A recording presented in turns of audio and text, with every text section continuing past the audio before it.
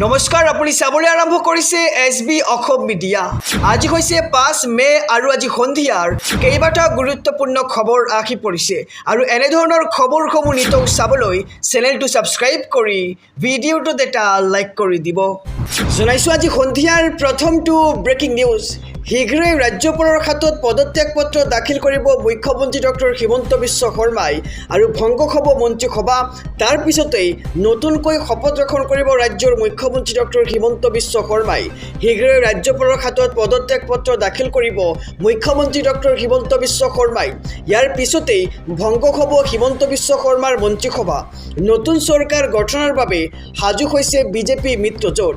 পুনৰ মুখ্যমন্ত্ৰী হিচাপে শপত ল'ব ডক্টৰ হিমন্ত বিশ্ব শৰ্মাই আৰু 2ৰ পৰা 3 দিনৰ ভিতৰত চূড়ান্ত হ'ব দিন আৰু বাৰ আৰু শপত গ্ৰহণ অনুষ্ঠানলৈ আমন্ত্ৰণ জনোৱা হ'ব দেশৰ প্ৰধানমন্ত্ৰী নৰেন্দ্ৰ মোদীক। লগতে বিজেপি ৰাষ্ট্ৰীয় সভাপতি নীতিন নবীনৰ উপস্থিতিত কেইঘণ্টামানৰ ভিতৰতে নিৰ্ধাৰণ কৰা হ'ব শপত গ্ৰহণৰ তাৰিখ আৰু বিজেপিৰ ৰাষ্ট্ৰীয় সভাপতি নীতিন নবীনৰ উপস্থিতিত কেইঘণ্টামানৰ ভিতৰতেই নিৰ্ধাৰণ কৰা হ'ব শপত গ্ৰহণৰ তাৰিখ আৰু শীঘ্ৰেই ৰাজ্যপালৰ হাতত পদত্যাগ পত্ৰ দাখিল কৰিব মুখ্যমন্ত্ৰী ডক্টৰ হিমন্ত বিশ্ব শৰ্মাই আৰু ইয়াৰ পিছতেই ভংগ হৈ পৰিব হিমন্ত বিশ্ব শৰ্মাৰ মন্ত্ৰীসভা আৰু শপত গ্ৰহণ কৰি নতুন চৰকাৰ গঠন কৰিব বিজেপি মিত্ৰজোঁটে।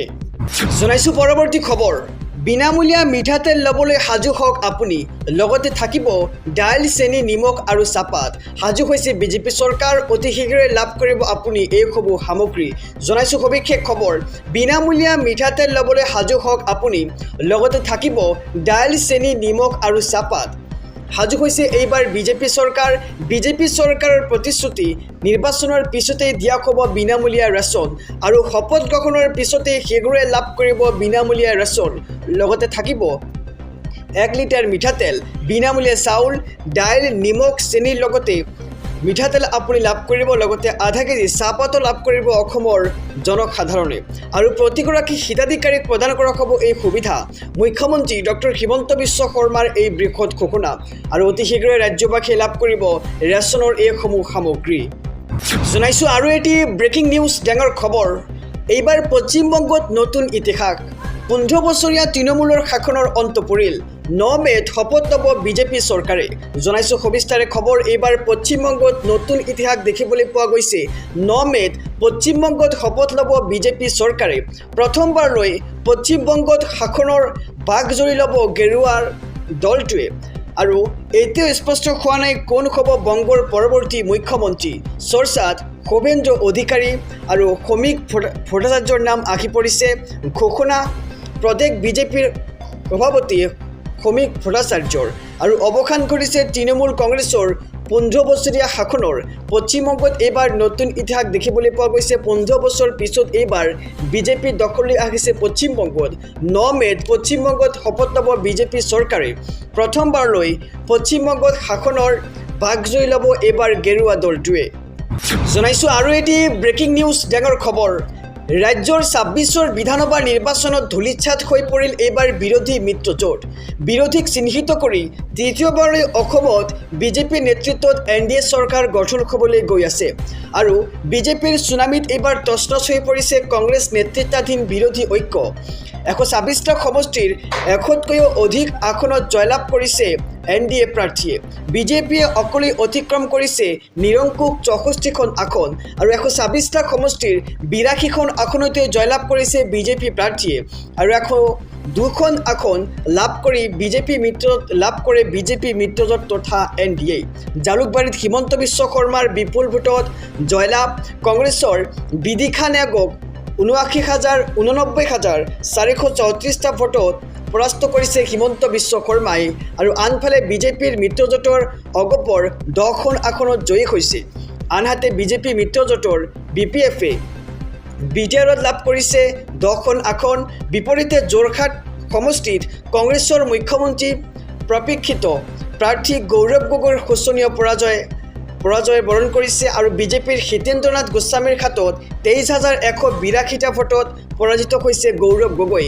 কেৱল মাত্ৰ 19খন আসনত জয়ী হৈছে কংগ্ৰেছৰ প্ৰাৰ্থী। শিৱসাগৰত বিজেপিৰ কুশল দুৱৰীক পৰাস্ত কৰি অখিল গগৈৰ বৃহৎ জয়লাভৰ খবৰ আহিছে। ৰাইজৰ দলৰ প্ৰাৰ্থী মেহবুব মুক্তাৰে জয়লাভ কৰে ধিং সমষ্টিত।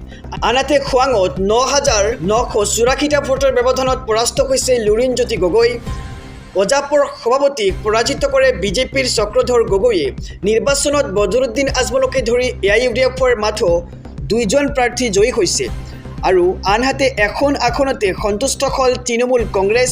বিটিআৰত ধূলিচ্ছাত হৈ পৰিল এইবাৰ UPPL, বিজয়ৰ সাক্ষী মাৰিছে BPFে। ৰাজ্যৰ 26ৰ বিধানসভা নিৰ্বাচনত ধূলিচ্ছাত হৈ পৰিল বিৰোধী মিত্ৰজোঁট। বিৰোধীক চিহ্নিত কৰি তৃতীয়বাৰলৈ অসমত বিজেপি নেতৃত্বত NDA চৰকাৰ গঠন হ'বলৈ গৈ আছে। জনাইছোঁ আৰু এটি ব্ৰেকিং নিউজ, ডাঙৰ খবৰ। জুবিন গাৰ্গক লৈ ৰাজনীতি কৰি এইবাৰ ৰাইজৰ পৰা আঁতৰি গ'ল কংগ্ৰেছ।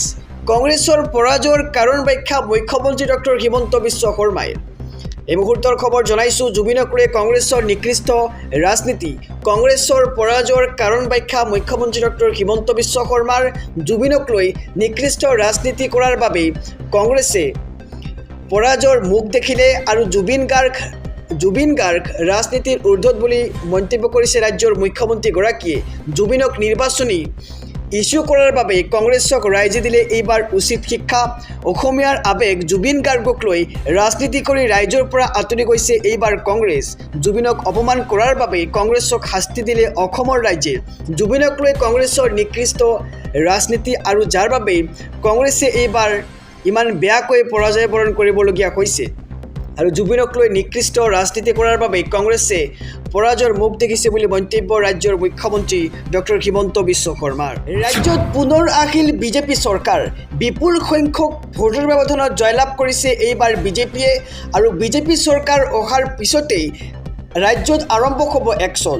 সাজু হওক সকলো বেদখলকাৰীৰ বিৰুদ্ধে যুঁজ দিবলৈ সাজু হৈছে এতিয়া বিজেপি আৰু এইবাৰ নতুন ৰূপত আহি আছে বিজেপি।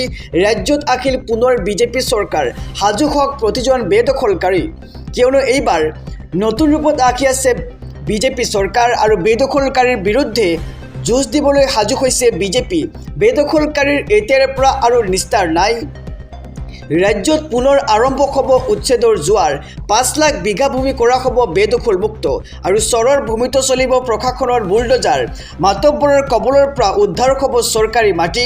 অসমৰ প্ৰতি ইঞ্চি ভূমি উদ্ধাৰ কৰিবলৈ 20ৰ পৰা 25 বছৰত যুঁজ দিবলৈ সাজু আছে বিজেপি চৰকাৰ আৰু অসমৰ প্ৰতি ইঞ্চি ভূমি উদ্ধাৰ কৰা হ'ব বেদখলকাৰীৰ পৰা।